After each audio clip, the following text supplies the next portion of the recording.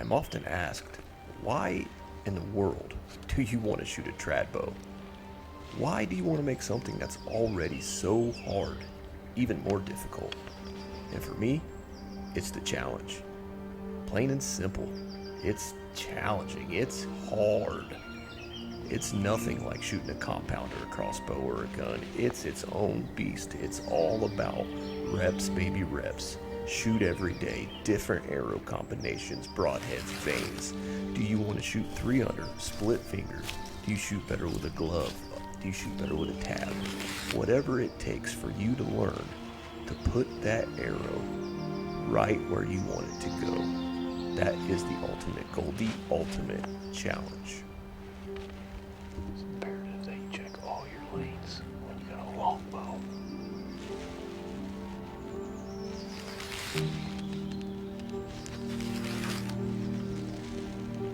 It's not the chip shots you gotta worry about. It's all the crap in your way. It's this long. Clean on the stand. Earlier this year, our team drove up to Michigan for a trad shoot. And man, that was some of the most fun we've had in a long time.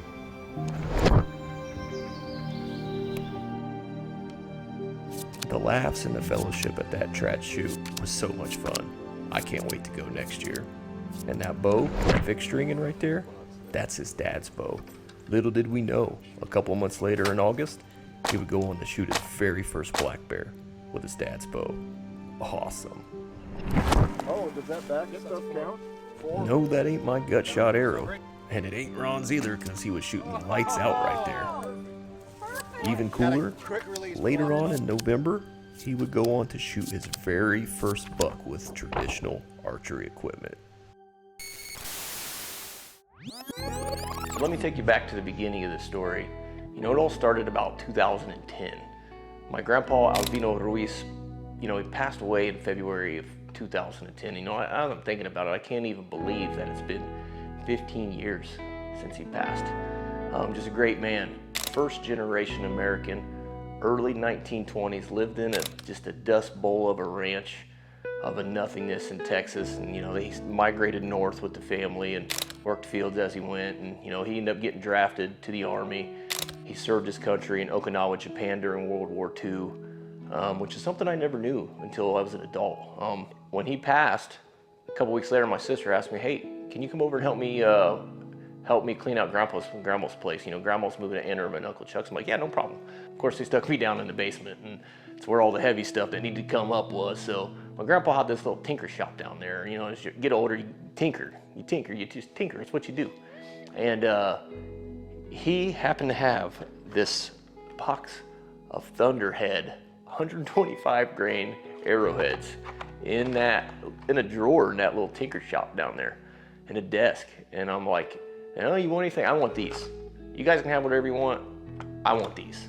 It just spoke to me. I was hot and heavy into hunting at the time, and it's just something like, I'm gonna use those one day. So that's what I got to keep. And inside that box there was 125 grain 4-blade Muzzy. And man, I built arrow after arrow after arrow.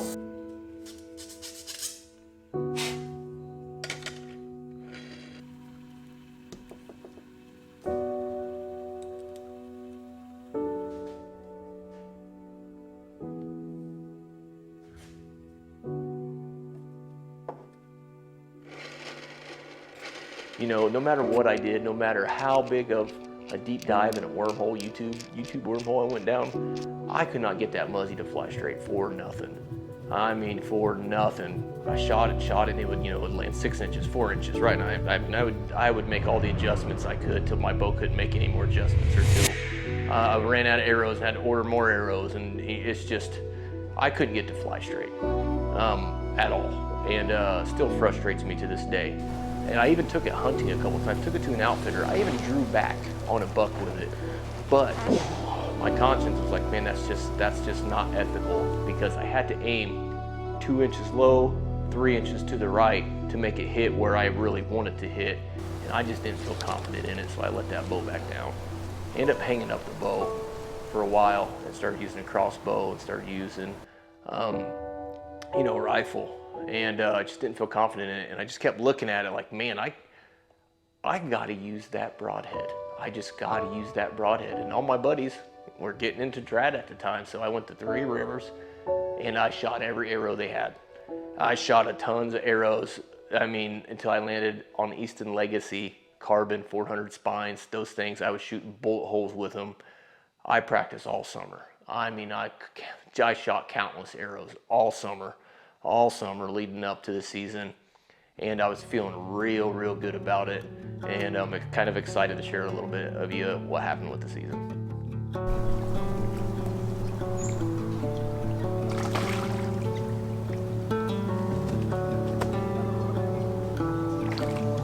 The wood ducks, spectacular this morning. They were singing their songs, and man, it was beautiful.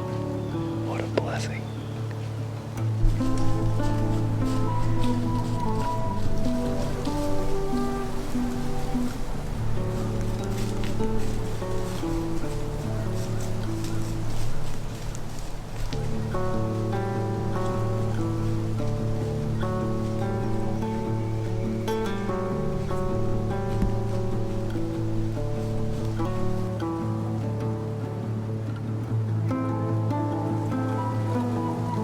Big ones didn't show up. That's okay. Get them next time.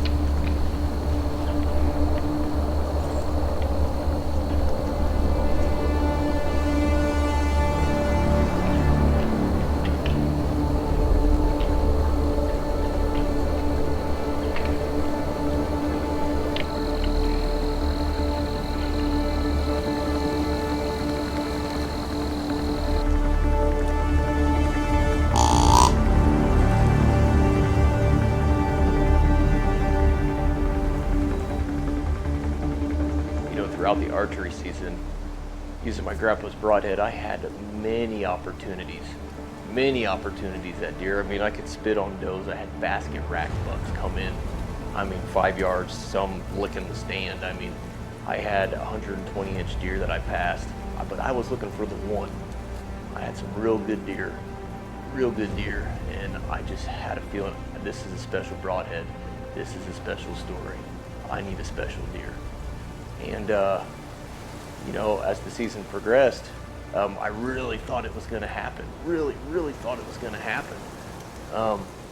You just don't pass up the deer that I passed up. I just felt it, like you just know that something's going to happen. And, as the season rolled on, I got my shot. I got my opportunity. Problem ended up being, that deer was a lot farther than I thought it was. It was about 23, 24 yards, and that might not seem like a lot to some people, especially compound shooters, but 3-4 yards on a trad bow, the drop can be significant. And unfortunately for me, he dropped and the arrow hit him right in the back of basically his spine and his neck. And the deer didn't drop or nothing. I was so surprised. All I saw was a light of knock sticking out of his neck, sticking out of the back part of him, and he's walking away, and I'm trying to get another arrow, and all the craziness that just happened. My main camera rig, I pulled it off of the 4th arrow camera arm. I'm trying to film it. Where's he at? I'm trying to see so I can see where that arrow's at. Hit that 200, zoom it in, and I put it back down, get another arrow out of my quiver real quick, about ready to go get him. Camera, boom, boom. Camera rolls off the stand, breaks on the ground. There's several $1,000s down the drain. So not only have I lost my grandpa's broadhead, I've just lost one of my favorite camera rigs, my A-cam rig, and my lens, and everything else. So after that day, I didn't even hunt for probably at least a week, bare minimum. You know, and I was going to my Illinois outfitter after that happened, and I'm like, I just want to come back to this backfield and just see what's back there. You know, it's 3:30, you know, we got another hour and a half or so of light with the time change here, and I couldn't believe it. The buck that I shot was out in the field, tending a doe, chasing a doe around, arrow sticking right out of him. I mean, buck was fine. He'd been a week, rutting hard, arrow still sticking out of him, you know. So I'm texting a few of the neighbors, hey, if you get one, or you know, the other neighbors that see that deer shoot, do whatever. If you shoot it, I need that arrow back. I need that broadhead back. I will pay for your mount. That broadhead means everything to me. Never got the broadhead, never saw the deer again. That was the last time I saw the deer, and to my knowledge, none of the neighbors got him. I don't know what happened. Yeah, so that's pretty much the end of my trad story right there. However, that's not the end of my season, because I did end up tagging a pretty good buck with my Echo 3 Ordnance, my 350 Legend AR.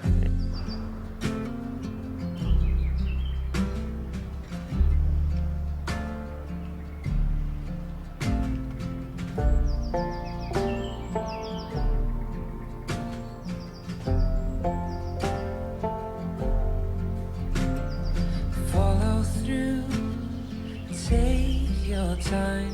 You move like water and taste like wine. You're holier than I am, holier than I am. Gentle hands, golden eyes. I am a man made of borrowed time. You're holier than I am.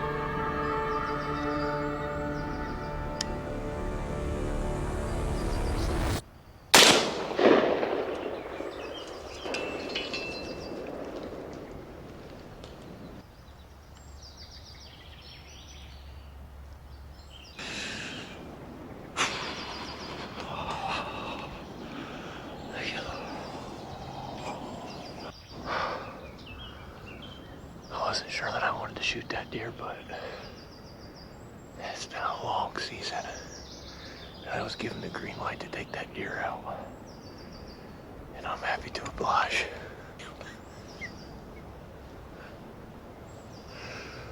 Boom. There go 3 ordnance, baby. 350 ledges. Takes out another deer. Whew. Indiana tag down. What's that? Thought long and hard about that deer, but I decided to shoot him anyway. He's down, not even run, but 50 yards probably from me. That's it, 50 yards. Can't believe it. I was given a green light to take this buck out. Just a funky, trashy buck. Not gonna score crazy high, but he's a cool looking deer. I am the dust, you are the rain. You pull me close, I push away. I swear I love you. So after I tagged my buck, you know, I set all off season thinking, man, now what I'm gonna do? My trad story's done. My ABUELO'S broadhead is gone. I'll never get it back. But then I got to thinking, I still got these thunderheads. I may not have the muzzy, but it is 2025 and I have 3 4-blade, 125 grain thunderhead broadheads.